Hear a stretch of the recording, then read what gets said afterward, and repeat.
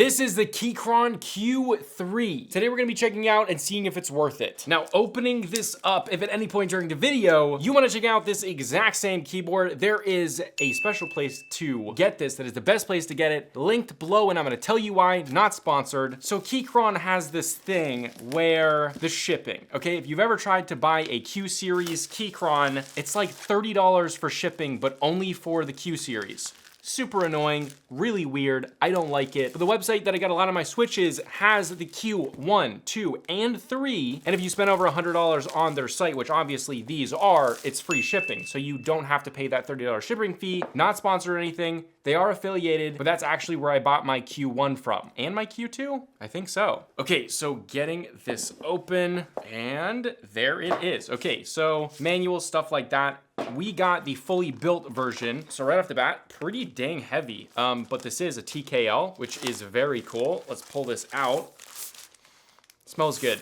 Smells nice, I like that. Okay, now this colorway, I absolutely love this colorway. I think it looks absolutely awesome. And that is actually why I got the fully built version. They didn't have the knob, unfortunately, but right off the bat, okay, I've used a lot of the Q1, Q2. The paint on this is really good. The overall design is nice. The edges, the machining on there looks really, really good. I like the gold hex screws in the bottom. The rubber feels nice and high quality. This one feels really good and it looks good. This is my favorite form factor for the Q series. I thought the Q2 looked a little weird and the Q1 just, it didn't look nice compared to Akko's Mod series and GMMK Pro. It just didn't look that good. This one, now this one looks nice. I think their more squared off edges look the best in a TKL form factor. And having this in hand, this is a really nice looking board. Okay, but then in the box, we've got just an average USB-C cable with a USB-C to USB-C with an adapter right there for a USB type A. We then have the Windows keys. It comes standard with Mac keys, which is always funny. And then it looks like there are some pour-on, maybe those are gaskets, but there's definitely some pour-on foam and looks like some other types of standoffs or something. And then in the bottom of the case hidden down there, like it's 007, there's a keycap puller, a Phillips head screwdriver, a hex wrench for the bottom, and then a switch puller. So that is all very cool. But that's enough talk. Let's get inside of this beautiful board. It really is stunning. Also, as I'm opening up the case, I did see over here, this is all color matched. This is not just a black switch, and it actually feels like it's a metal. I don't know if is that how the Q1 or Q2 was? It'll be right here if that's how it was. That feels like some quality right there. I don't think that's how the Q1 and Q2 were, so that's a definite improvement. Maybe I'm wrong, maybe I just forget. Okay, now let's lift up this case. I believe we can do this with all the keycaps on, and maybe we can't because of the cable. Let's see. No, we can. We got this. Okay. All right. A lot of cool stuff going on. Okay, so first of all, we got a screw. We got two screws right in there, holding in our USB-C and that Mac and Windows switch. And obviously, this does support Mac and Windows, which is very cool out of the box with that cool metal switch right there. That's very cool. Very premium feeling. Actually, I don't think I need to unscrew that because the cable right here is not connected to the PCB. So that's actually good. I don't know why I unscrewed that. So all we gotta do here is just pull out that cable right there. And so, okay, so between, in the case, we've got this kind of material. This is super cheap material. However, I don't at all know the acoustics of this board. However, right off the bat, actually it doesn't look like we'll be able to get the PCB out. Maybe we can. I think you might be able to without keycaps and switches in. However, because we have those in, I'm just gonna pop this out. Okay, so right off the bat, the gaskets are made of pour-on, which is a pretty good material. It kind of makes it sound more poppy overall. So there's some interesting stuff going on. Number one, a little bit of quality control issue right there. It's kind of bent. That may be me pulling it, but I don't think so because you can see where it's stuck. It was stuck already over there. So a little bit of a quality control issue there. Probably won't affect it too much. So this is all pour-on the back. Now it is interesting. There's no gaskets on the middle, but there is spaces for what looks like gaskets. I don't know if that's the new design. However, this is much different from the other Q series that we've seen. Now also, we can see between the plate and the PCB, we again have, it feels like EVA foam, but we're gonna go into that. Let's set this aside for now. So the top case right here, a couple cool things, that there was issues with case ping. This got these little pieces of rubber all over the case. You got one right there, one right here, two right there, two right there, one right there, one right there, two right there, and two right there. So that is a lot. So they're really like no case fix. So that is a good thing. This overall is so cool. The one thing that I do wish is that they included a polycarbonate plate. I just love polycarbonate plates, and for this price, I would have liked to see that rather than just a steel plate. However, in the actual case here, we've got this piece of black plastic. Now, I'm assuming this is for some sort of acoustics, sound, maybe dampening, maybe vibrations. I don't really know the science behind this. If you guys do, comment it below. But yeah, so that is in the case. Now, I am going to take this out because I want to actually hear the sound of the case itself rather than just this, because this is, I don't know, I don't like it. But before we go any further, let's get these keycaps and switches off and go through the PCB and everything. One thing to mention, and this is a big reason that you're gonna be buying this over maybe the competition, like Mod 007 V2, Mod 006, both from ACO, and the GMMK Pro. And there's a few others like maybe the Zoom 65. They're not TKL. However, if you are looking for one of those entry-level, accessible, budget DIY kits, this one has QMK via support. So that may be just right away what you're gonna wanna do. Also, so the ones that come pre-built have these Gateron Pro, G Pro switches or whatever, and they're pre-lubed from the factory. They actually do a pretty good job of it, I would say. For most people, if you're not an enthusiast, these are probably pretty good. These have browns. Haley, did you get me browns? I don't think I asked for browns. All of the switches off, and this keyboard is so greasy and lubey because those switches are so freaking lubed. However, let's get inside of this thing now. Any screws from the back? We do. We have quite a bit of screws from the back. Actually, no, I'm stupid. Those are screw-in stabilizers. I don't know what I was thinking.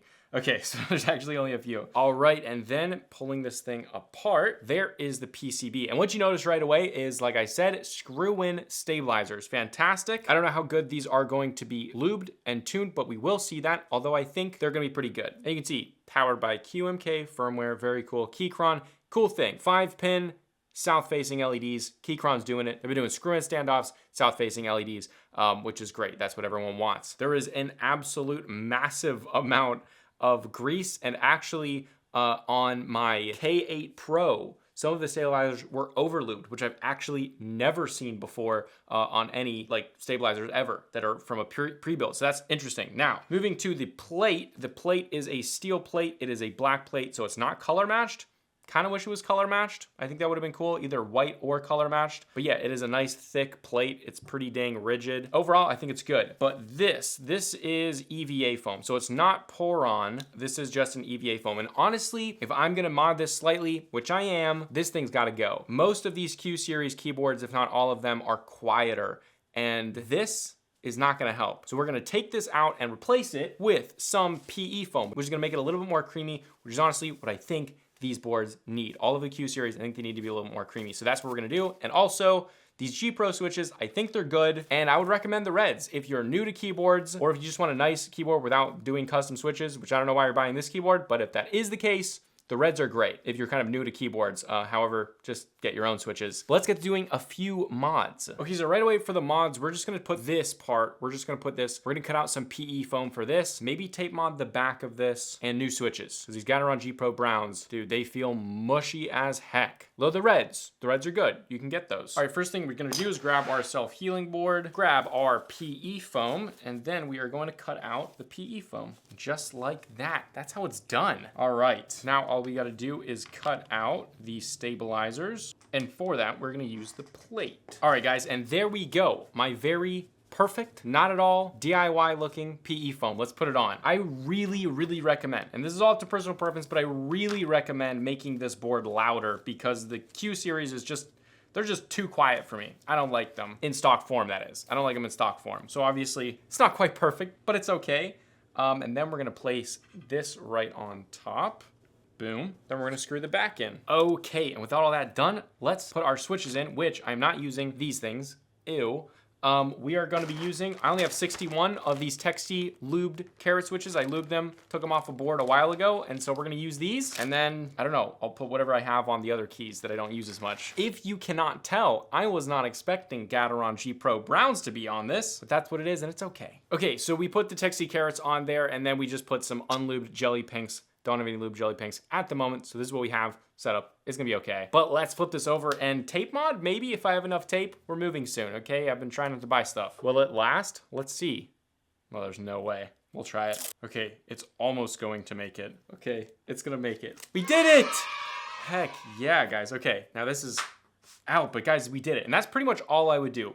Forget the case foam. Take it out. We don't want that, okay? We want a louder board than this. We are gonna have to cut this little thing out right here for the USB-C. All of that is chopped off nice and cleanly. Let's take our top plate and we're gonna put that in first because of that little rocker right there. This is gonna sit in there and it's in. Then we're gonna get our USB-C, make sure your button is in the right place, and then screw that down. And then reconnect that little wire right there. Okay, and then I think we're ready to put it into the case. I really wouldn't put anything in the case unless it's thick. Maybe a silicone mold, I might do that. And then laying this down in there, bam, and there we go. Okay, let's flip this over now and get those screws in. All right, guys, and here we got it together. Now we get to put the keycaps on, which I am gonna stick with these because, well, I love these keycaps. And the keycaps themselves, these are new. So if you've used like a Keychron K2 previously, they don't have these style of keycaps. These are kind of like an OEM, but a little bit more like curved, I guess, spherical. And I think the overall look of them is cool. They are way better than Keychron used to put on their keyboards. They're overall not like super great. As you can see, they're thicker than most sets that come on pre-builts. However, they aren't like the best out there. They're definitely not as good as like Akko's, but this freaking colorway matched perfectly with this case. When I saw it online, I absolutely loved it. But now that it's in person, this is a really, really big reason why I would probably recommend this is the colorway is absolutely stunning. And I absolutely love this. Yes, I could get a different board and probably spray paint it and find some keycaps similar to this. Yes, absolutely. But out of the box, this thing looks stunning. All right, guys, all put together, God, this thing looks so cool. I absolutely love the colorway. I think it looks retro, but also new, but also clean, but also very different. I absolutely love the way this thing looks. I love the metal thing right here. I haven't liked one of these Q series boards as much as this one. I think this is the perfect variation of it. It's fixed most of the problems, the case ping, but let's get a quick sound test just of the keys right here. There's gonna be a full sound test at the end of the video, obviously. Oh, yes. Okay, that is how one of these Q boards is supposed to sound. Put PE foam. If you have a Q board, Q series board, I'm calling them Q boards. If you want to get one of those and you like this sound, you gotta do PE foam. Tape mod it, take that case foam out of these things. These things do not need case foam. If you're putting case foam in them, you're doing something wrong. Listen to this thing. Now, how are these stabilizers? The one thing with the screw-in stabilizers that Keychron uses a lot is they never seat that well. The problems with these stabilizers right now is that they're not seating perfectly. So if I was gonna upgrade one thing, it would probably be the stabilizers. However, this board sounds really nice and looks so absolutely beautiful. So over the competition, the Mod 007 V2 or Mod 006 if you don't want the knob, the GMMK Pro, and this one, which one would I buy? Well, as an overall board, as an overall experience for building a board, the Akko Mod 007 V2 wins across the board. It is the best, I think, in my personal opinion. It comes with more stuff. It gives you more stuff. It gives you a ton of pour-on foam. So if you want that sound, it's in the box. And it comes with a polycarbonate plate stock, which is amazing. But I will say, for the look, and if you want a TKL and you want QMK and you want south-facing LEDs, that's something that the Akko Mod 007 doesn't have, and this absolutely destroys something like the GMMK Pro, because honestly, it's so old at this point. It's still a great keyboard, but this is the best version of any Q series board out there, and I think the TKL is probably the best form factor for Keychron's design. I absolutely recommend this thing, and again, I recommend you to get it at